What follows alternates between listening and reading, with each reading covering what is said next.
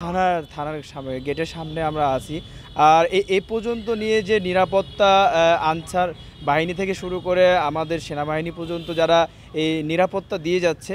আর এখানে আপনারা দেখতেই পাচ্ছেন আমার পাশে সব পুলিশ বাহিনী থেকে শুরু করে আনসার বাহিনী থেকে শুরু করে এখানে সেনাবাহিনীর যে কর্মকর্তারা আছে তাদের সাথে আমরা কথা বলার চেষ্টা করব যে আসলে তারা কিভাবে নিরাপত্তা দিল এবং এই পর্যন্ত তারা দাবি তারা এখনও কি তারা কবে থেকে নামবে বা তারা কবে থেকে কার্যক্রম শুরু করবে তাদের কাছ থেকে আমরা একটু জানার চেষ্টা করব। ধন্যবাদ।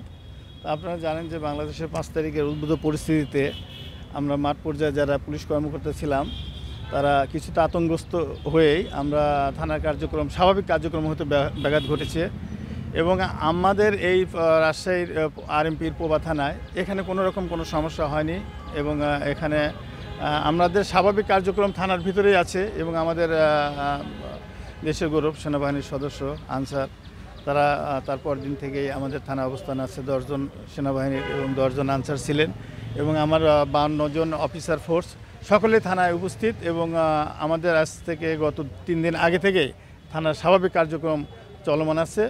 এখনও পর্যন্ত জনগণের কাঙ্ক্ষিত সেবা যেটা বলতে বোঝায় সেটা এখনও পুরোপুরি শুরু হয়নি, তবে 2-1 দিনের মধ্যে এটা শুরু হয়ে যাবে। ধন্যবাদ।